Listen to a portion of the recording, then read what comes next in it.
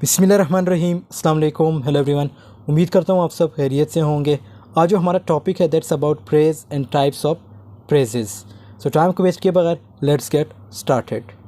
Praise की अगर simple definition देखें तो इसका मतलब है a group of words in syntax and grammar. A phrase is a group of words that act together as a grammatical unit. For example, under the tree, to the lighthouse, ये सारे क्या है? Praises है। इसके आगे भी हम examples देखेंगे। There is a difference between the common use of the term phrase and its technical use in linguistics में इसको कुछ टेक्निकल वे में यूज़ किया जाता है। इन कॉमन यूजेज में क्या होता है? A phrase is usually a group of words with some special idiomatic meaning और अदर सिग्निफिकेंस। जैसे यहाँ पे कुछ और एग्जांपल्स इन्होंने दिए। All rights reserve, economical with the truth and kick the bucket. अब ये जो 3 एग्जांपल्स है इसको हम किसी और नाम से भी बुलाते हैं। मतलब इस तरह जो ग्रुप ऑफ वर्ड्स होते हैं उसको हम इफेमिज़म भी कह सकते हैं। अब आपके माइंड में होगा कि इफेमिज़म क्या होता है। इफेमिज़म जो है ये भी euphemism is an innocuous word और expression used in place of one that is deemed offensive. ये कुछ ऐसे वर्ड्स होते हैं जो ऑफेंसिव होते हैं, कुछ ऐसे ग्रुप ऑफ वर्ड्स होते हैं जो ऑफेंसिव होते हैं, जो अनप्लेजेंट होते हैं, means or suggest something unpleasant. Some euphemisms are intended to amuse, while others use bland, inoffensive terms for concept that user wishes to downplay. इस पूरे पैराग्राफ का मतलब यही है कि कुछ ऐसे वर्ड्स होते हैं जो अनप्लेजेंट, इनऑफेंसिव होते हैं। अब जैसे यहाँ पे हमने एग्जांपल्स देखे थे, ऑल राइट्स रिजर्व, ये कुछ मतलब अनप्लेजेंट है और इनऑफेंसिव वर्ड्स हैं। Economical with the truth, kick the bucket, इसी तरह ये भी सारे जो है प्रेजेस हैं, लेकिन इसको हम जो है it may be also called euphemism. ये word it may be euphemism, a saying और proverb, a fixed expression, a figure of speech, etc. In linguistics these are known as phrasemes. और लैंग्विस्टिक्स में हम इस तरह जो अल्फाज होते हैं उसको हम प्रेसमेस कहते हैं, मतलब प्रेसमेस। इसी तरह फॉर एग्जांपल ये कुछ एग्जांपल्स हैं। A sleeping boy, taking breakfast, a cute little boy, under the tree, etc. ये सारे एग्जांपल जो है प्रेज़ के हैं। आई होप अब आपको प्रेज़ की जो डिफिनीशन है, जो एक्चुअल मीनिंग है, समझ आई होगी। अब इसके टाइप्स की बात करते हैं। सबसे पहला जो टाइप्स आता है वो हमारे पास है noun phrase. A noun phrase consist of a noun as the head word. ये वर्ड रिमेंबर करना बहुत ज़रूरी, head word, and the other words usually modifiers and determiners that come after or before the noun. The complete phrase serves as a noun in a sentence. इसका formula ये है, noun phrase is equal to noun plus modifiers. modifiers को हम determiners भी कहते हैं। अब इसकी एग्जांपल समझते हैं। पहला जो एग्जांपल है, I like to swing the bat hard when I am at the crease. अब यहाँ पे जो है जो नाउन है मींस नाउन प्रेज़ को जो है ऑब्जेक्ट के तौर पे यूज़ किया गया है। यहाँ पे I like to swing the bat क्या है? ये नाउन है। बैट जो है नाउन है, तो यहाँ पे ये ऑब्जेक्ट के तौर पे यूज़ हुआ। ये अलग सा एक सेंटेंस है। When I am at the crease, reading a novel is a good habit. अब यहाँ पे जो नाउन है वो सब्जेक्ट के तौर पे यूज़ हुआ है। जैसे रीडिंग अ नॉवल क्या है? नाउन है। इज़ अ गुड हैबिट जो है ये ऑब्जेक्ट हुआ उसका। The house with cobwebs is abandoned, यहाँ पे फिर नाउन जो है सब्जेक्ट के तौर पे यूज़ हुआ है। द हाउस क्या है? नाउन है। इसी तरह a man on the roof was shouting as a noun subject. Man क्या है? मैन जो है सब्जेक्ट है, मीन्स नाउन है। अ man on the roof was shouting, तो यहाँ पे मैन जो है नाउन है। इसके और भी एग्जांपल्स है, जैसे Ali hired a huge beautiful home. A huge beautiful जो है ये मॉडिफायर है या डिटर्मिनर है। इसी तरह इन सब में भी ये टू स्विंग जो है मॉडिफायर है या डिटर्मिनर है। इसी तरह रीडिंग ये जो है मॉडिफायर है। और इसी तरह a man on the roof was shouting, man क्या है? ये नाउन है। On the roof was shouting ये मॉडिफायर है या डिटरमाइनर है। तो Ali hired a huge beautiful home, अब यहाँ पे अ ह्यूज ब्यूटीफुल जो है ये मॉडिफायर है और होम क्या है? एज अ ऑब्जेक्ट के तौर पे यूज़ हुआ है, तो होम जो है ये नाउन है। A women in the window shouted for another women, इसी तरह ये जो a women in the window, a women जो है ये नाउन है, इन द विंडो जो है ये मॉडिफायर है। और इसके बाद हम जो दूसरा टाइप है हमारे पास वो है adjective phrase. An adjective phrase works as an adjective to transform और टेल अबाउट अ नॉन और प्रोनाउन इन अ सेंटेंस।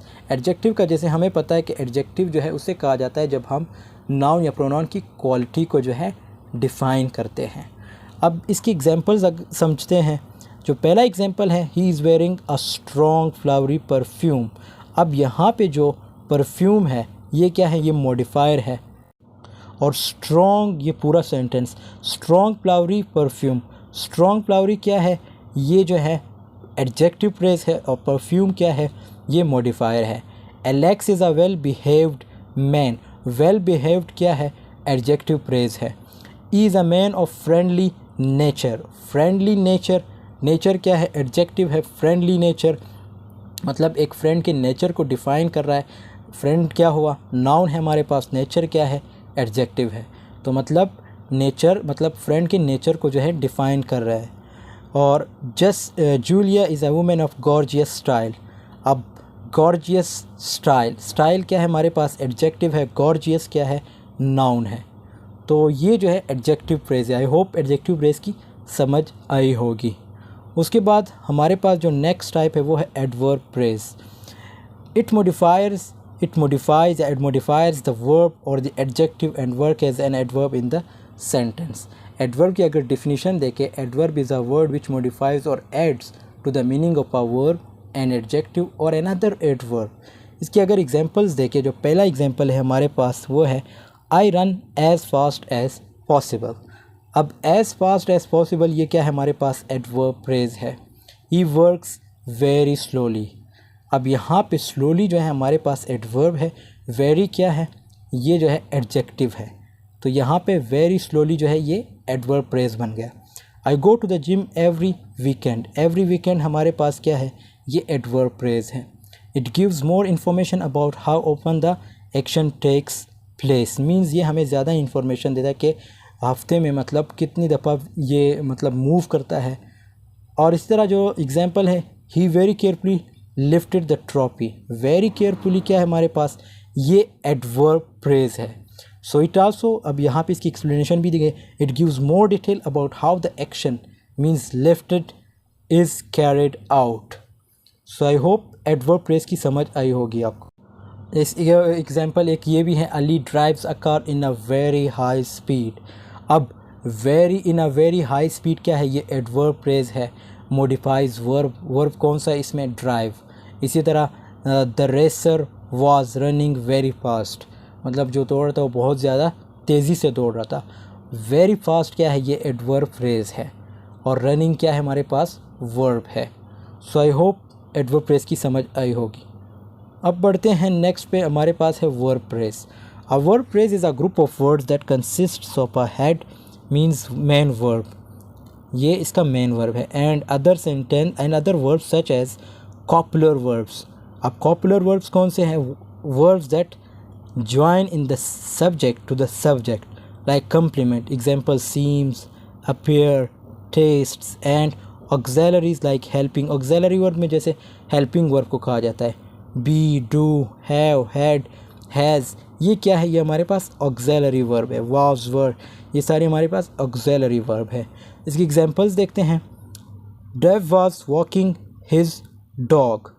अब यहाँ पे क्या है, वॉज वॉकिंग हमारे पास जो है ये जो है वर्ब फ्रेज है। वॉज क्या है हमारे पास, वर्ब है, मींस हेल्पिंग वर्ब है। और वॉकिंग क्या है हमारे पास, वर्ब है।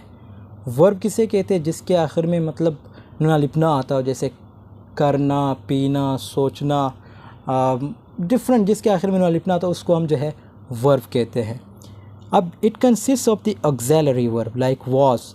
वॉज क्या हमारे पास, ऑक्सिलरी वर्ब है या हेल्पिंग वर्ब कह सकते हैं, which indicates the tense of the sentence and the main verb like walking which indicates in the action. और वॉकिंग क्या है हमारे पास, मेन वर्ब है।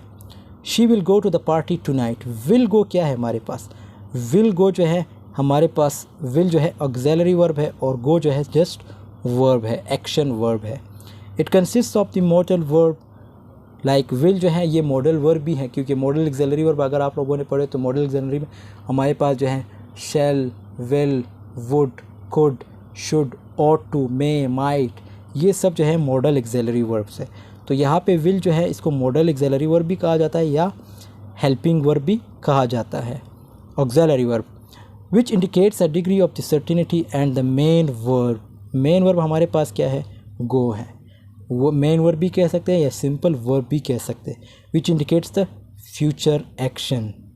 सो आई होप वर्ब फ्रेज की समझ आई होगी। अब हमारे पास है preposition phrase. A prepositional phrase is a group of words that consists of a preposition. Prepositions जिसे to, in, on, at, into, ये सब क्या है, prepositions है। जिधर preposition का यूज़ होगा group of words में उसको जो है हम prepositional phrase कहते हैं या preposition phrase कहते हैं। It is used to modify nouns and words and gives information about the relationship between subjects and, तो ये हमें information देती है। इसके examples समझते हैं। The rat runs into the box. Into the क्या है, जैसे मैंने अभी बताया था कि in, a, to, ये सब क्या है हमारे पास, ये preposition phrase है। Into the box क्या है, ये preposition phrase है। It gives information about where the subject, the rat, goes. अब ये हमें इंफॉर्मेशन देती है किसके बारे में, रेट के बारे।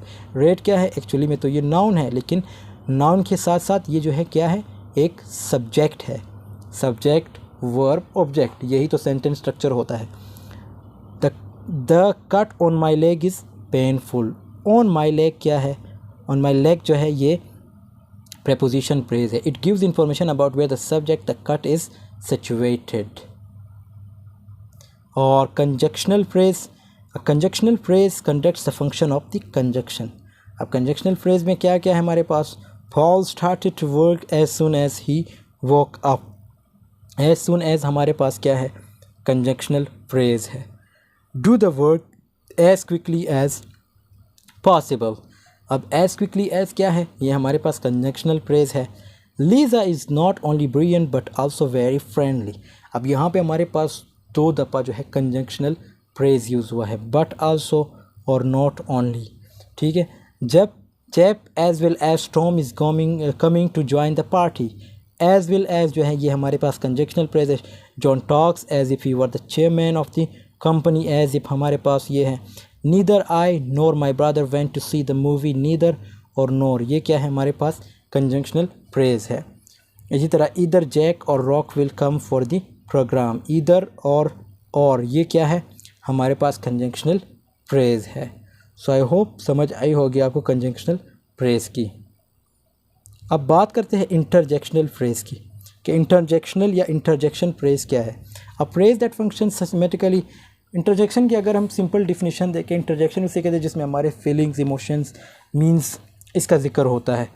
अब सपोज़ यहाँ पे it has some words that show emotion और feeling.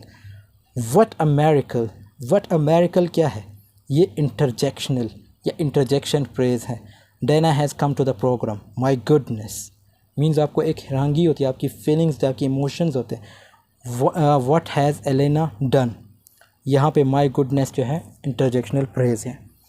For having sec don't do it. और इसी तरह फॉर हैविंग सेक जो है हमारे पास इंटरजेक्शनल फ्रेज है। थैंक गॉड, ये थैंक्स गॉड नहीं होता, थैंक गॉड। बहुत से लोग मिस्टेक करते हैं, इसको कहते हैं थैंक्स गॉड। थैंक्स गॉड गलत है, इसको कहते हैं just thank God, we have found the way.